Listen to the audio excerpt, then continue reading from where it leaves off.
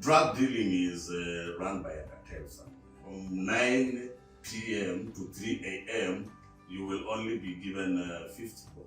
Oh, it's night shift. Yes. Of course, this is done in the night because, again, the cops can pop in and so it is, you report here at 9 in the evening, and then the stock is poured here, and you came chewing some mirror and you're listening to some reggae music. So what you're doing is, by the end of this session, they will only pay you 50 bob. If you are interacting with alcohol, there will never be a red light at the point where that, alcohol becomes your addiction. You see, now that is the danger. Yes.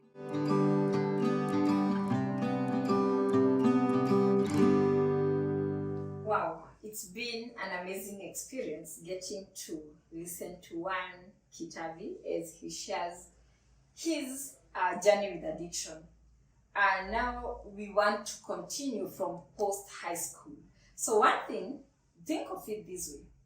For Christians and Catholics, in that case, it takes 8 good years for a priest to go through the entire process until they are ordained to become deacon and then priest, And our one 𝐭𝐡𝐫𝐤 was in seminary.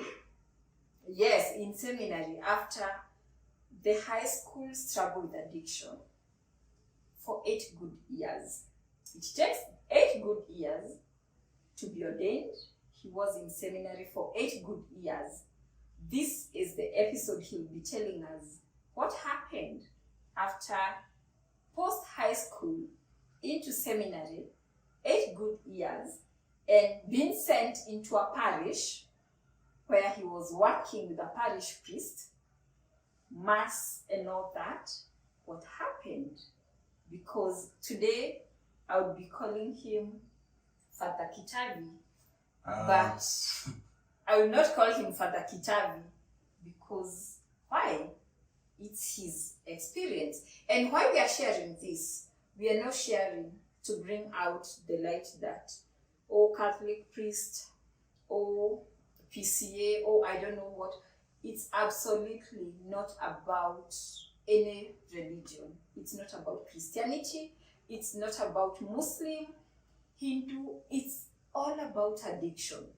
Addiction is a disease. And if I may add into it, addiction is a very, very diplomatic disease. Why is it diplomatic? It affects everyone. It affects psychologists. It affects priests, seminarians, are they called 𝐾𝐝𝐝 for Muslim? It affects everyone, and I mean everyone. Pastors, they are there, policemen, everyone. It affects. It's a very diplomatic disease. Addiction is a disease. So have started with that, but that was not to talk about Christianity, religion, Catholic, and priesthood. No. Here we have a journey, and we are sharing about 𝐭𝐡𝐫𝐤. So post high school, and now you have this good grade. What happened after that?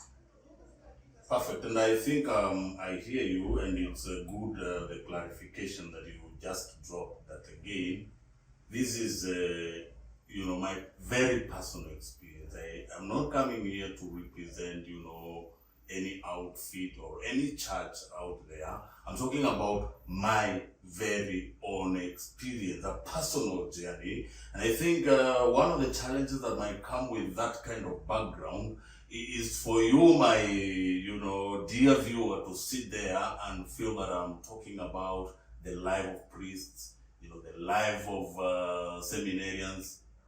To be sincere, I am here talking about my own experience as a seminarian and how addiction stole my noble dream of becoming a priest, and finally ended up in a rehab. And I think I'm doing this, one, for my own benefit, because it is this kind of openness and a courage to be able to, not many people want to speak about themselves. Not many times you want to hear people speak about themselves, and people are giving a lot of sermons, talks about people, places, things. But here I am taking up the courage to speak, and not only to speak about anybody but myself, my own experience, because again, this is very necessary for my own, continuation with my journey in recovery. Because as I will share with you, maybe in the course of my sharing, you will get to understand that addiction is a disease, a chronic one that is never healed. And what I learned from my program is that unless I do this, unless I'm able to speak about it and remind myself who I am, maybe there is a danger of forgetting and even, going back, locking myself in that cocoon of, lack of that self-disclosure. So this is very important, and especially for me, and for the benefit of families and, people who are also going through an experience like mine. So, post-high school days, what again now began as a journey of, fun and just a recreation, just a joint of weed, and a bunch of miraa, would then graduate now after high school, because of the space in terms of time. You're no longer in school where there is a lot of programming. You're also a grown-up now. Your mother is not always now on your case. So this kind of responsibility, this kind of freedom has to be attached to a lot of responsibility. And once there is freedom and the responsibility is not there, so now, the frequency. I remember one thing that, happened with my post-high school days is that, the frequency. There was now a heavy and regular indulging with the drug. What do I mean? Now, I didn't see a reason as to why it should not, and not only see, it is not really about choice here, because what happens with what we call in addiction, tolerance. Tolerance is defined as the need for more to experience the same effect. Now, here you are interacting with a drug that lightens up your feelings. You're able to feel good, to feel excited, and so now, why would you only wait and postpone? You need excitement every day. Excitement is something that you need to experience every day. And your system is slowly learning that that excitement can only be derived from a drug. And that drug is accessible. So what happens? It increases now and makes it quite regular and heavy. In terms of, doing quite a number of joints. And so maybe before I go there, good to clarify where now Trizah is, really based in this. So I am out of high school for 5 years. I briefly joined the Catholic University for like a semester, and part of it is the challenge that I have with the school fees there, and the university fee, and also underlying that, the pressure of schooling, coupled now with the underlying issue of addiction, to go through school, to go through university, will need discipline and concentration. And what drugs do is that they come to interfere with that. You were not doing drugs and you're telling me that you're also very disciplined. That is a bit questionable. So I move out of Nairobi, the Catholic University, and in Naivasha, I find a cousin of mine who again is deep into drugs, and what happens is that I'm introduced now into a number of other aspects. One, the fear that unajua hata vile unaendelea kuvuta hii bangi, there is the fear of, okay, what is happening? Because the most famous, myth, which I would call, because not all people who are doing weed will go mad. I mean, what a cheese is kumoja. But everyone doing is always sitting with the fear of, what even if cheese is kumoja. So, when did I cross this line? When I went now to stay in Naivasha, again, yes, please. You joined Catholic University. Yes. And because of the fee, now you've dropped out. Now I've dropped. And I'm not comfortable going back home. Okay. So I head to Naivasha, and I find it's a town that, again, just like any other town. I'm not stigmatizing any town, because as I've told you, it's only a matter of you look with passion. Drugs are just among us if you're so determined to get a fix or a joint. So here I join a bunch of young men who are, like now, like peddling the drug. And so now, again, in a bid to sustain the habit, because again, it's an expensive habit.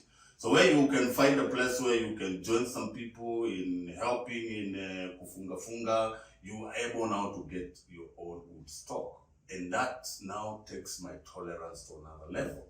Now you move into purchasing. Yeah. Now you're assisting in sales. Yeah, in sales and all that. Okay. And then from there, I do that for a short stint, and then I go back to my home place.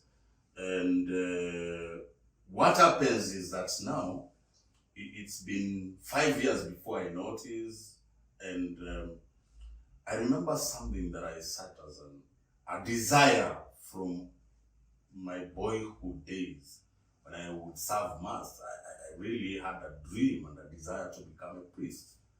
And so in the year 2002, I move and I go for an interview, and I am admitted to the major seminary, and I begin my journey to priesthood, to become a priest.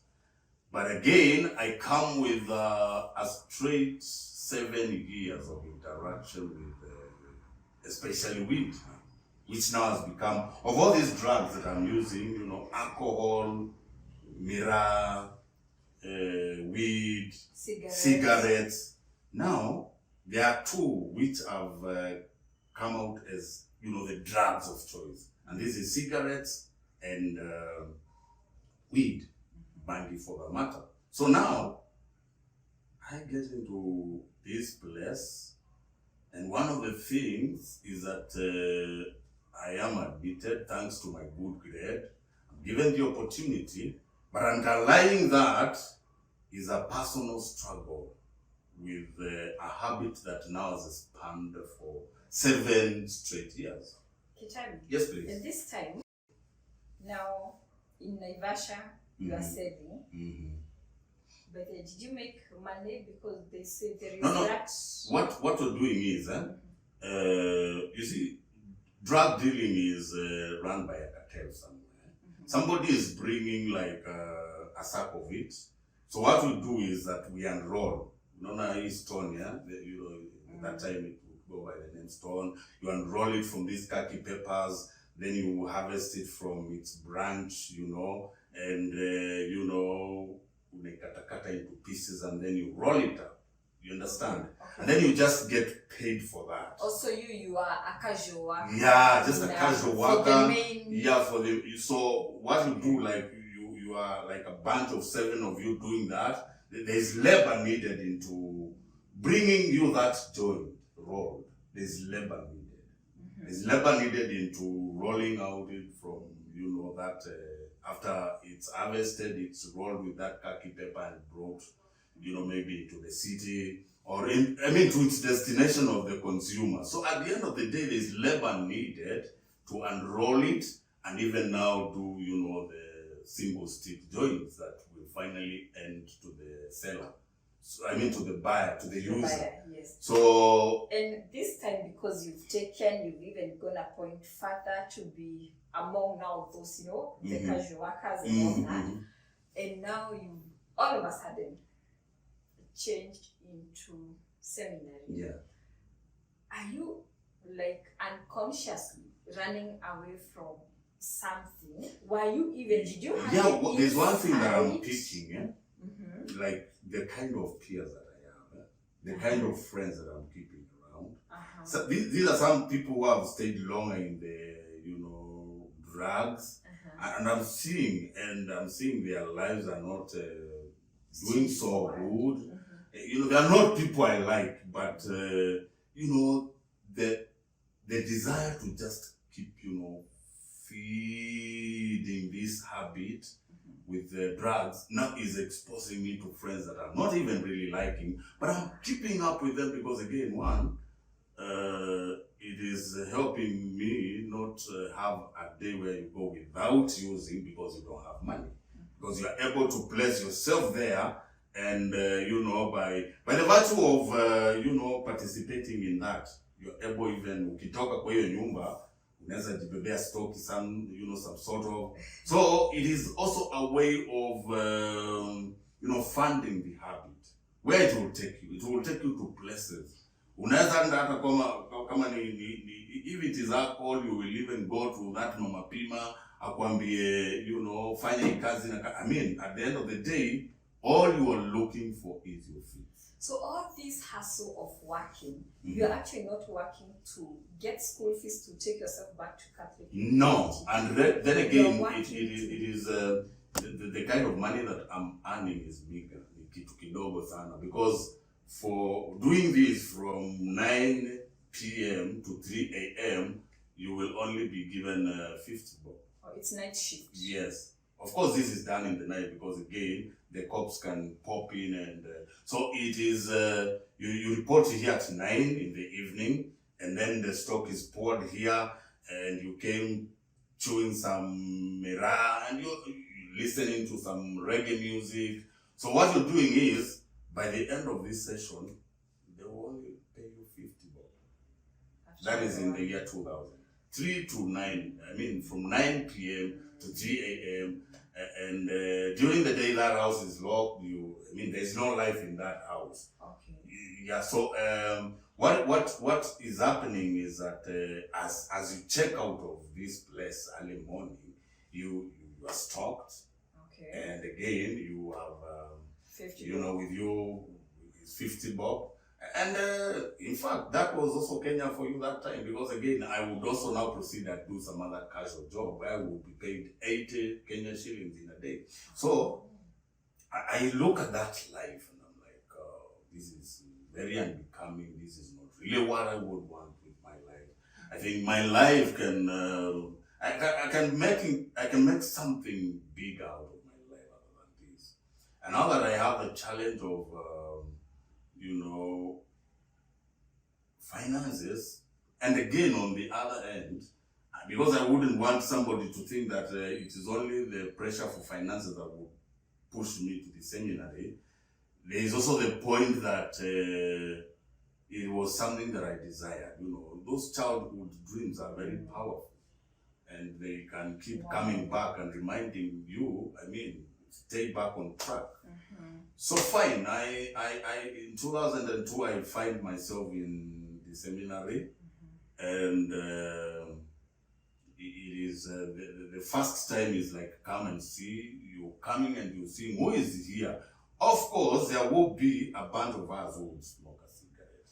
But then I cross-check and I don't find somebody who is into the drug weed. And were they smoking openly? Smoking cigarettes. Okay, smoking is not, is one thing that we will call immoral. Smoking is neither bad nor good, but because cigarettes, they are not illegal. It's a legal drug, okay. And by the fact that you are a smoker of tobacco, that does not become an impediment to pursuing your desire to become a priest. And alcohol? Alcohol equally, being a legal drug, because people are drinking during recreation time. Yeah, alcohol is always part of people's life. it is good to understand that, for example, if there's a party that is happening, alcohol will be provided.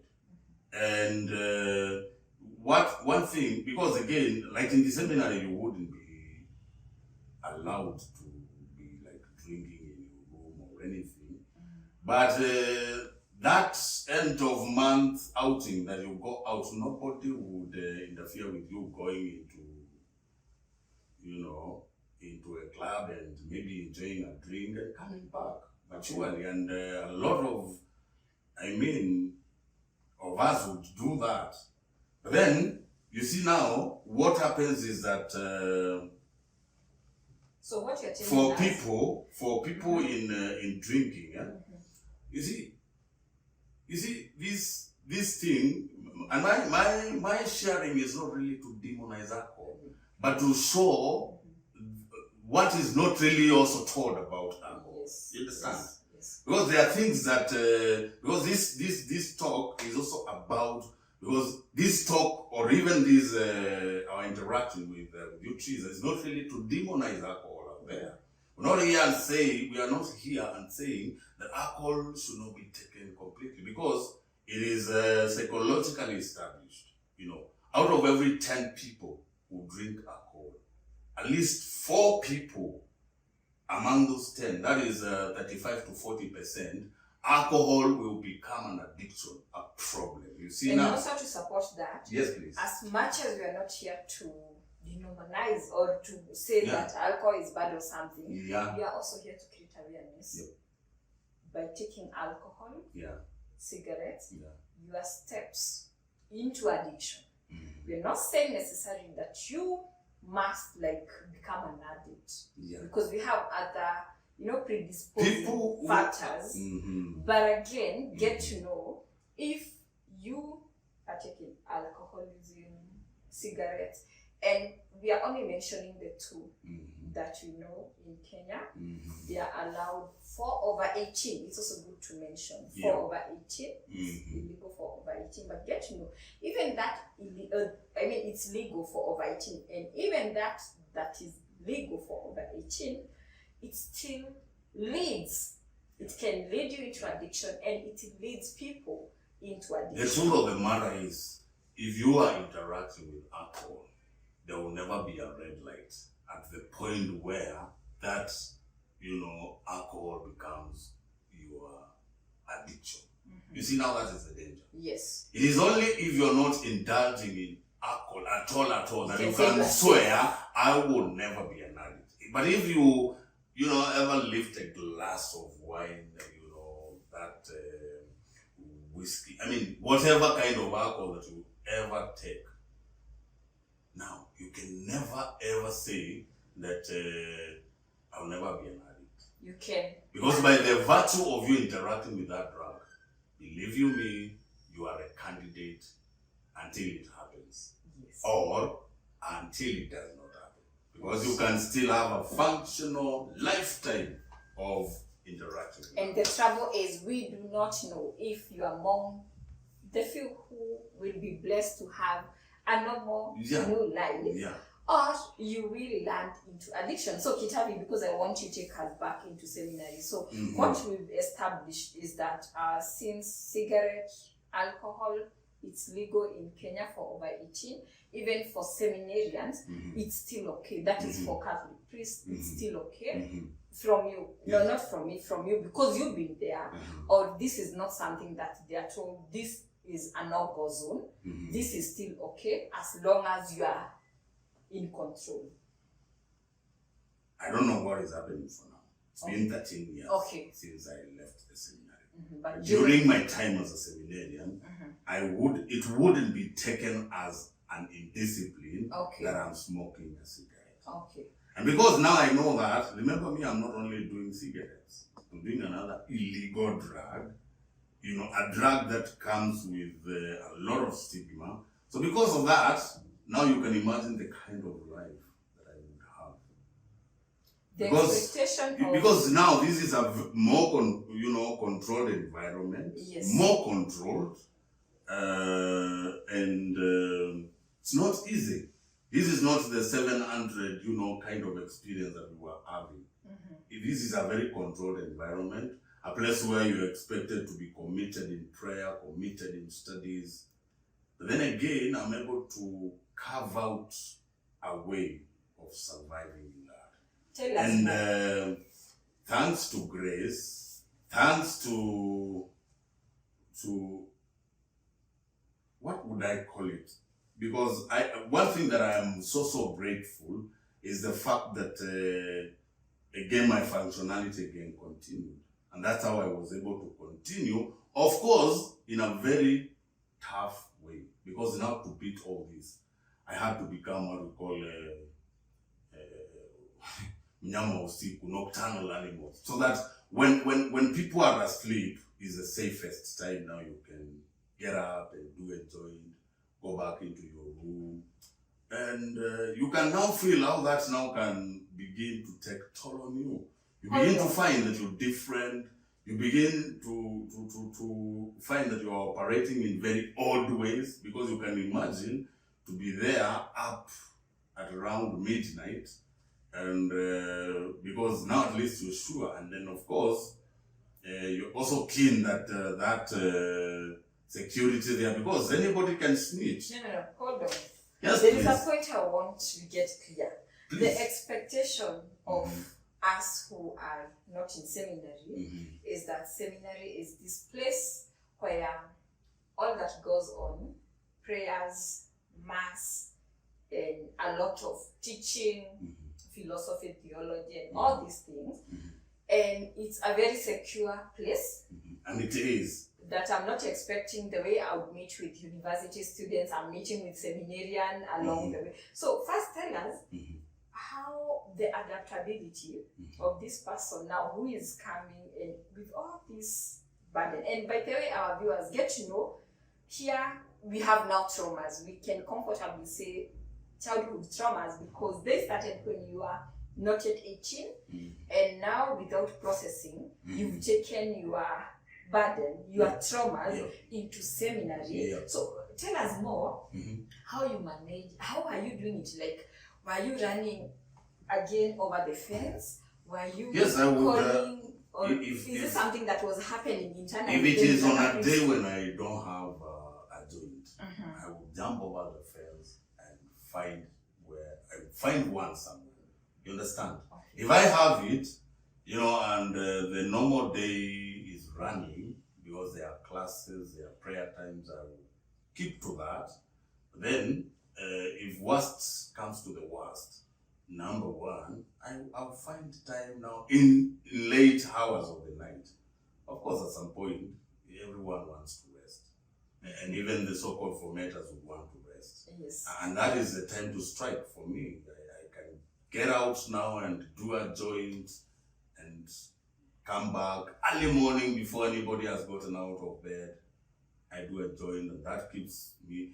And so this was a very tough time for me. And it has always baffled me how I was able to go through the formation for those 8 years, because I would do my philosophy graduate, and it's something that I'm really grateful for. Then I proceed for my theology, and I do my first year, my second year, and my third. Now, I am looking forward now, I'm almost now becoming a priest. But then again, I sit on a problem known to me. I know one thing, that I've not been caught, but that does not make it right. And I'm like, if this continues, then probably I'm getting ordained. But what happens is that before I go for my 4th year, as my colleagues are being promoted to 4th year, I'm sent into a parish. And they say, send this young man to stay with a mature experience. Of course, you see one thing, as much as you can be so secretive and hiding, people are able to pick, because my dress code would make me look like it's questionable. You understand? Because I remember the recommendation said, because we find something queer in the they say, we find something secular. Secular is, this guy doesn't look like he really was. He's really headed to be a priest because secular is wow, yeah? So the statement read, we find some secular tendencies in the language, conduct, and dress. You see now, the kind of language, the kind of conduct, and the kind, because again, your lifestyle as an addict will show in those. In your language, you are given an in your, yes, this, okay, you see what used to happen, eh? At the end of every year, the formation team in the seminary would send a recommendation letter to your bishop with a report. How do we continue seeing this young man? And that's how serious the Catholic formation is. Formation is the process of making you a priest. Okay. You understand? Okay. Yes. And it is run by a team. And this team is observing, they are forming you intellectually, spiritually, and so there is a report. There is an academic report that is sent. Yeah, what was your academic performance? And again, what is your spiritual growth? What are we experiencing? What are we seeing? But this report is to determine whether you are in the right direction or you, I mean, are they forming a good priest out of you? So this recommendation that IB sent to a parish was in a way saying that the team was able to pick, kuna kitu hatuoni, there is something we are not seeing, and it is there. So we better get serious in terms of observation. And of course, finally, it looks like the end of the road, because now we are not talking of like, 200 bands of seminaries. We are talking of one seminarian, Kitari, with one priest who is keen to observe. Now, kiwanja inaanza kuwa mdogo. Before you go to the parish, yes, please. Back kwa seminary.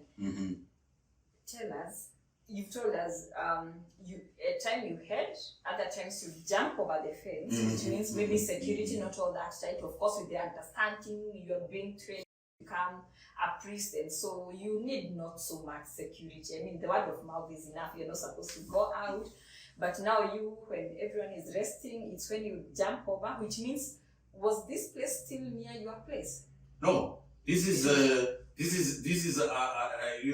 so many kilometers away from. And you are still able to. So many kilometers. Yes, of course. As I told you, the addict will find. I mean, they will go out of their way to get their fix. Wow. Okay, so you are still able to get your fix from. They will do whatever it takes to get that fix. And now, were you sharing like your rooms with other people? No, your so room now is specific to you. So this time you used to do it from your room. Not really a room. You see, another thing that I want you to know is that there's no way you will smoke in a small room, because again the rooms are connected. There's a next door neighbor, and that now what is happening is that you might find some space in an open air, and that's why you're waiting for some time. Or at night to beat the checks. Still within the seminary. Still within the compound. Okay, now, the compound now. So I would like you to tell us, there is what now the formation team, and I want to believe this is a team of other priests and fathers. Yes, this is a team of priests. Yeah, now they've found something about you, just when you're in your last year to being ordained to become a priest, and instead they've now sent you to a parish. And as they find, they are not even, they have not narrowed down to say, okay, this young man is on drugs. Suffering from this. He's on drugs. We are only seeing a behavior that is questionable. That's what I want us to tell us. I want you to tell us. Before their letter, and now that they are sending, who was 𝐭𝐡𝐫𝐤 at this time in terms of effects of the substance? How were you as a person feeling in relation to how you related with other people? Also, I know you've gone through the program and you know some of these signs. Were you having enough sleep? Were you able to take care of yourself hygienically? Were you able to eat? Were you looking smart? Okay, thanks to the system, because again, it would helped me keep a level of discipline, Okay. and especially with the self-care. Okay. But then I had challenges in the following areas. Mhm. If I don't use, I have struggle with sleep. Then I also have, socially again, because because that was a little bit of a lonely place in terms of the company of users. Yeah, I mean a company of people. You are the only one taking, or you are a number of you. Or so I thought. But you did. But I never found somebody that now I would be like, hey, let's go and do a joint. You see now. Okay. So I'm totally on my own, and again, I don't know who to trust because you don't bring anybody so close. Maybe you never know what they are saying immediately after they discover. So that can feel, you can be in a crowd, but you're feeling very lonely again. So it was exactly that kind of experience. I'm in a crowd, but I'm feeling so alone. I'm in a world of my own. Nobody really belongs to that world. And I am like, what is really happening in my life? On one side, there's a desire for me to serve God as a priest. On another, there's a habit, no longer a habit now, an addiction that is weighing down on me. And I don't know exactly how to deal with it. Sometimes I would feel like, do I come out open and talk about it? But what would be the implication for that? It could be responded to like I'm sent away because... So it was, I was in a catch-22 of exactly what I'm going through. And I didn't have somebody that I would open up to, including even to when I went to the parish. But again, you see, as that runs in your mind, addiction is not resting. It's something that is playing out every day now. So as much as you're struggling to say, okay, I might think of wanting to stop, maybe you go without for a day. Like, I remember I came to discover that I was sick in the year 2008. And that was a year before I was sent away. Because this night I've jumped over the fence and I've gone at some place. I've not been able to get a joint. It's at night, 12, midnight. So I go up a certain rock and I'm there and I'm feeling so lonely and I'm just wishing that I could just get, even if it's a bat, to fix my night. And I don't get. And it felt like the world was crumbling on me. And that is the day I told myself, I think now my interaction with the weed is no longer what I thought. It is something serious. And what I would learn when I went to the rehab is that it is sick. I just felt so tired. But then, how to come out of it, I didn't know. So the easy way was to continue walking along the path that I always knew. To come up with a new path was such a challenge. And so once I went out to the parish again, what I've been able to change is a bit of my dress code. But I know the elephant in the house is something that has not been discovered. And so at night, again, we are there and we enjoy a meal. Now you're at the parish. Yes, How at many the parish. are you? We are three of us. I am the only seminarian working with two priests. Okay. And what is happening is that,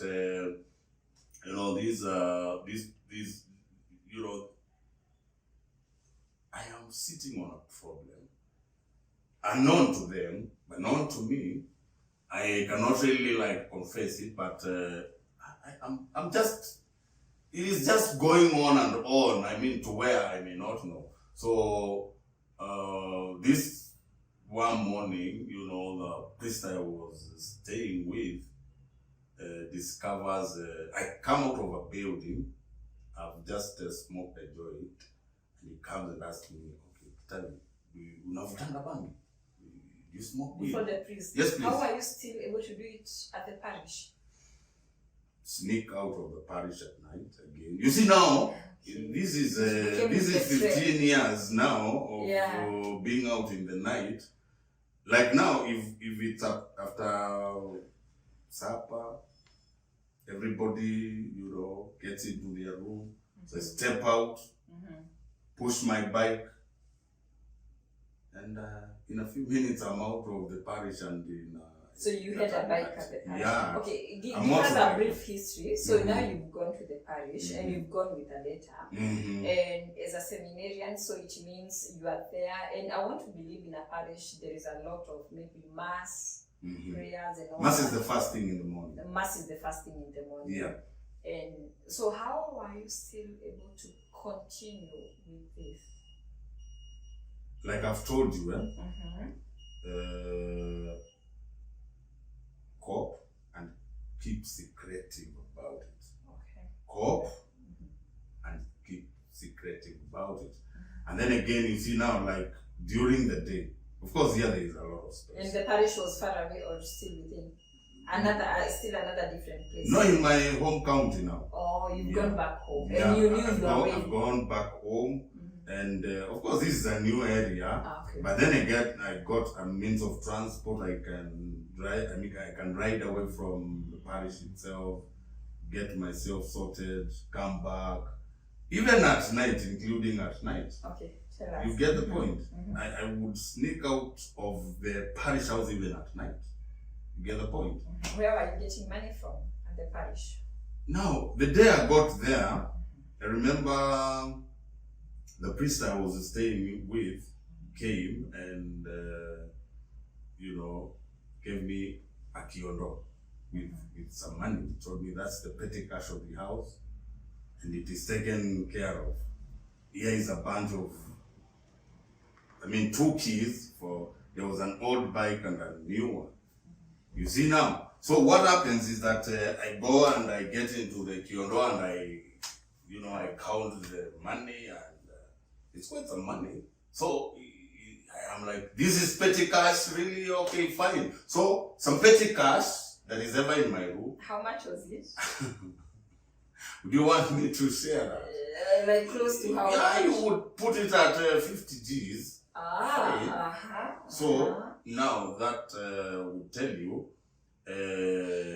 what? With that kind and of... you have a bike? A bike. 2? Yes. In fact, 2 bikes. And the money. A means, you understand? Yeah. And an addict. So enabling help broke items. rules, yeah. Yes, Enabling items. So we were able to. And you knew where to buy from. So yeah, if I pick my bike, I know where to land next. So what happens is that now I think the journey now was getting narrower. It was like now I was losing it. I felt a very, high level of emptiness. I felt so empty. I wanted to come out of this, but I'm not able. And then I just thought the easiest and the safest thing to do was to just continue. Until this day that I'm telling you, so this, the priest I'm staying with gets to, get me, and then he says, fine. So I say, yes, I do. And he says, no, that is serious and we have to talk about it. And for me, I know now this could be the end of the road. And so one thing that I'm ever grateful to God for is that this priest would hold me and lead me to my bishop. How did he get you? I think I told you he woke up in the morning, and I had woken up earlier, and there used to be an old building where I would get in and smoke fast, before any. You see, this thing of before anybody wakes up, you fix yourself, right? Yes. It's something that has become, characteristic of me. So what happens is that this morning, unusually, my parish priest is up more than usual. I think he wants to do prayer and leave to some place. So then it coincides with my trip to the small house. And what happens that it's no longer now a secret. So the next meeting that I have is with him, my bishop. And this bishop is one that I am ever grateful, because I remember you said at the level of justice, you've been officially withdrawn from the seminary. But at the level of mercy, I'm sending you to a rehabilitation center that you might seek help for that your problem. How was that for you? It felt so good for, what it said to me is that somebody still cared. And I think that is the news to every addict.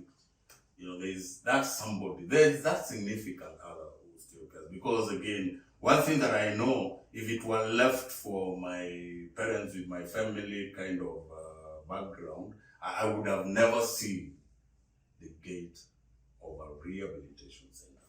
So this bishop is one that I will ever be grateful to, because yes, I was withdrawn from the seminary, but then I was not just thrown out there to deal with that. In fact, a month after that, and that was on the 16th day, August, the year was 2010, I found myself being admitted into a rehabilitation center. Hold on there. Yes, please. Wow. That's deep. It's deep. So this is life post-high school. Catholic University, not able to continue finances, gone to Naivasha, now helping some relatives, cousins, who are also working as casual laborers and helping in this bank and all that, and again deciding, no, let me take her life back and I serve. In your taking life back to serve, you are still not able to leave the addiction behind. And in this time, in this case, you do not even know that this is a disease. It's still for fun and maybe with hopes that someday you'll be able to stop. You get yourself into a seminary, we thank God for the good grades, but still you are not able to stop the behavior. You are being there, and 7 years down the line, sent to a parish because they couldn't tell what exactly was a bother. There are things that pointers. Whatever they are pointing to is not specific, but they are pointers to something, that needs to be fine-tuned. Unless, if it is not checked, you're going to maybe we will never get priest. 𝐭𝐡𝐵. Yes, please. If maybe you are never sent out of parish, out of seminary, out of priesthood, and now I'm sharing this, having interacted with you and also as a psychologist, maybe today some people will be celebrating or not really celebrating, but remembering your anniversary, death anniversary in that case. One thing that I know, if I were never, if that never happened to me, the withdrawal from the seminary and the rehabilitation, this story would not be what it is. And one thing that I'm sure, it will not be, anything good.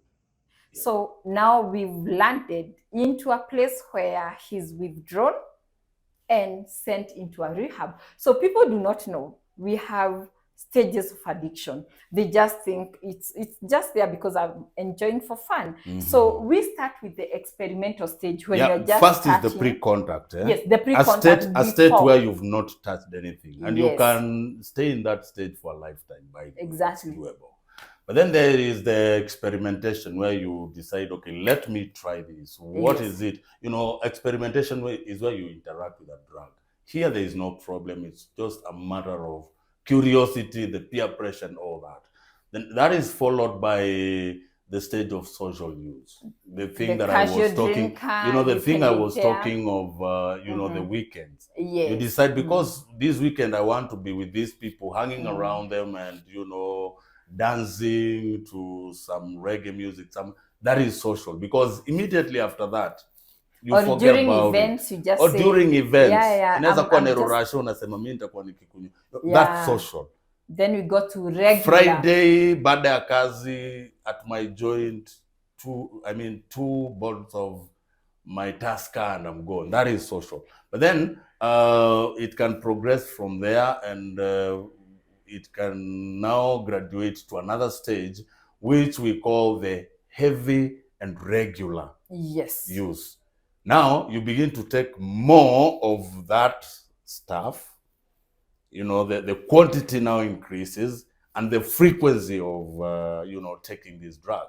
In alcohol, it graduates from doing these beers. Hapa ndio unasikiaga mtu akianza kusema mimi sasa I don't do beers, nataka pombe kali. Now that is to say there is something that is changing about, because this is a thing about tolerance, and tolerance is the need for more to experience the same effect. When you drink 2 beers, what you feel, it is not what you may feel after 2 years. 2 years down the line, doing that consistently. You could get to a point, you make them 3, you make them 4, you make them 5.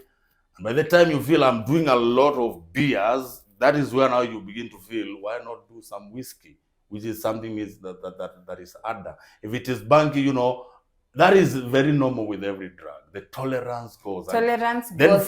And from now the heavy stroke, regular use, now problematic use. Things begin to, there begins a problem. That problem could be about your health.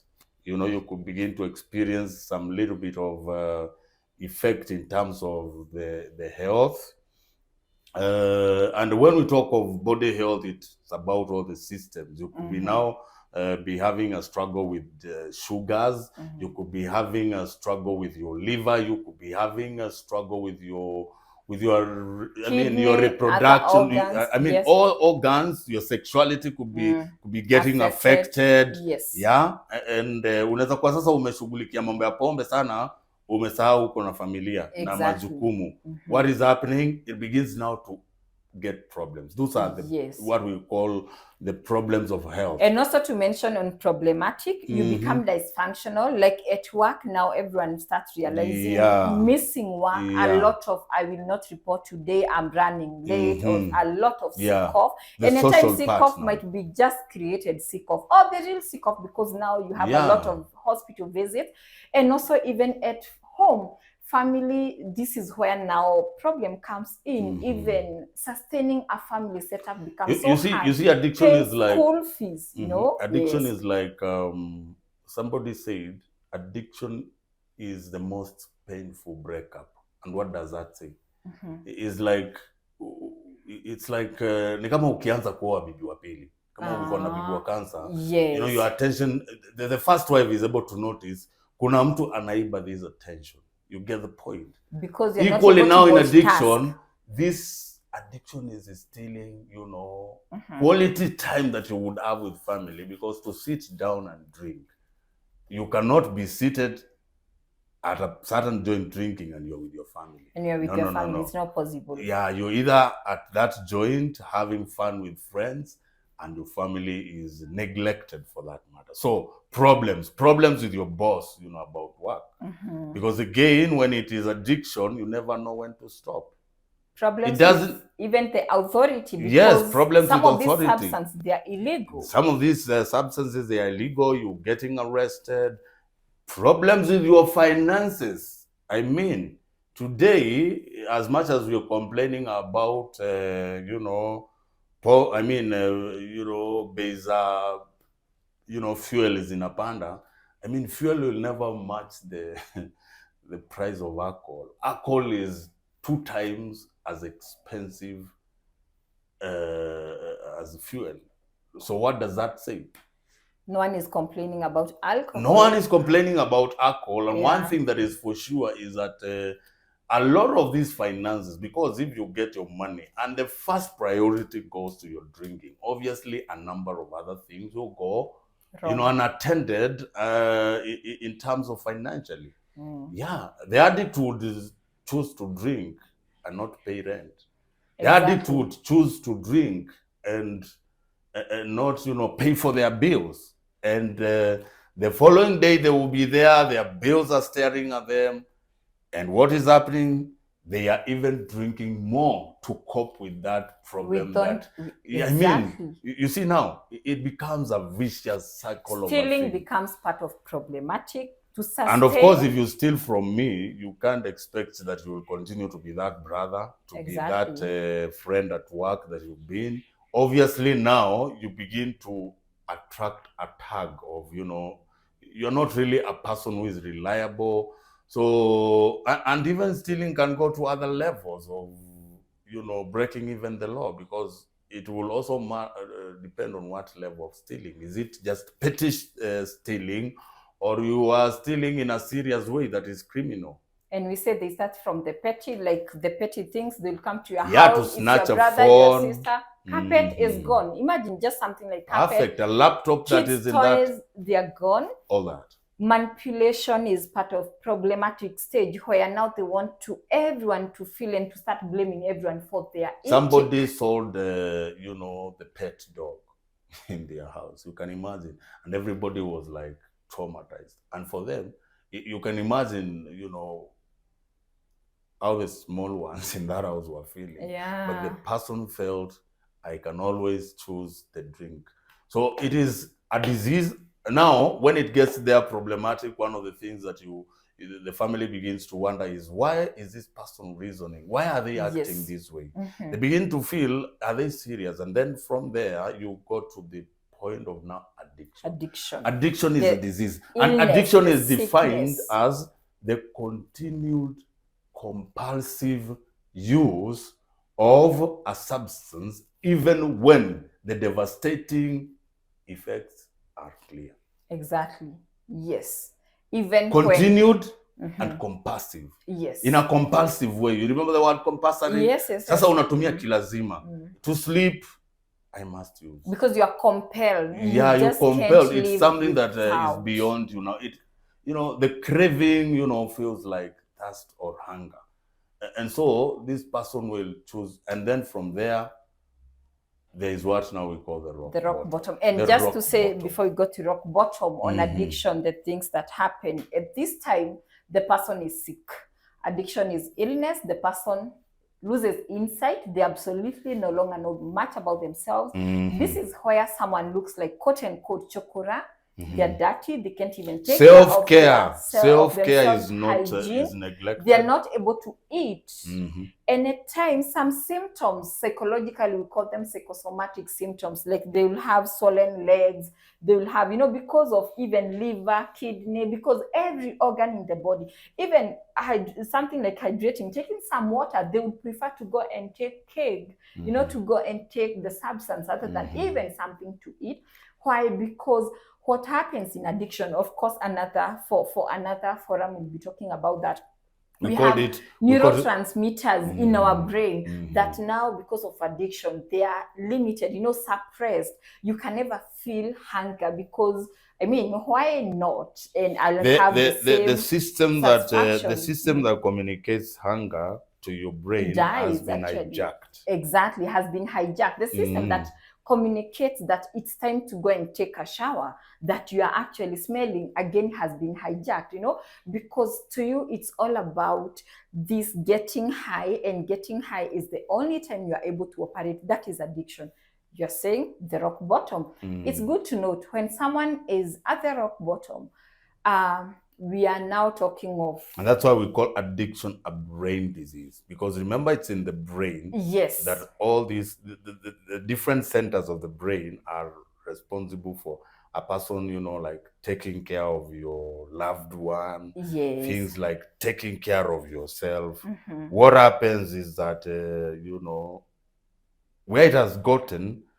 You're not able to choose to take a shower over using. Yeah, that's why you're not able to. It's a disease. To choose your family against the drug, and your family will choose the drug. And the reason why they're not able to do that is because the neurotransmitters, they've been hijacked, suppressed. So at the bottom of it's not about them. It's about now the illness, and we call it the addicted brain. They stop now operating with the normal brain. It's now the addicted brain that operates. And now from addiction, the human person has something so powerful we call freedom.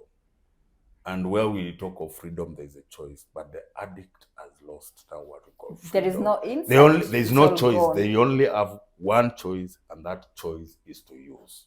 Rock bottom, the last stage, leads us to where and where? Now, rehab being the one. Yeah, it can lead you to rehab.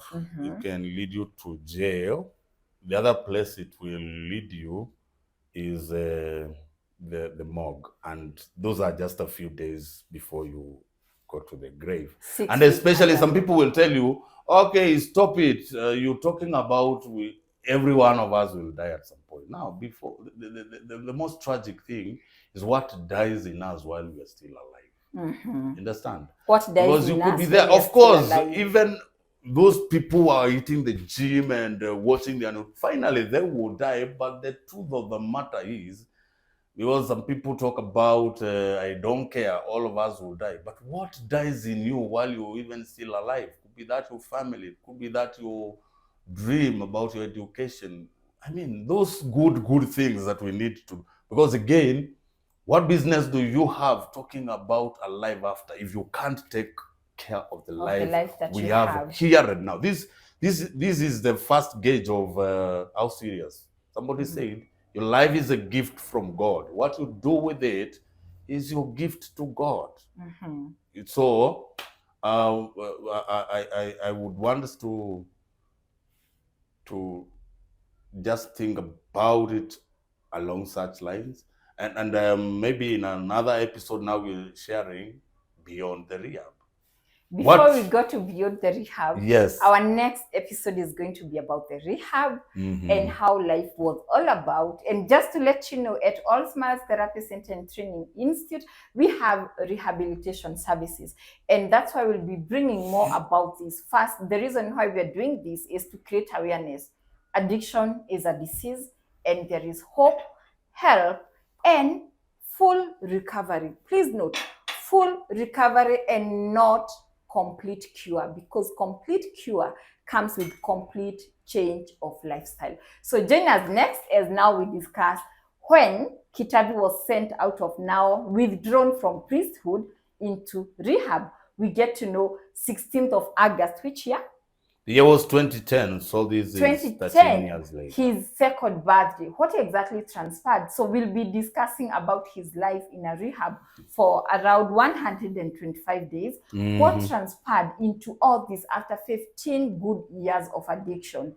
And we thank God that we have him today. So join us next as we are talking about his life in a rehab.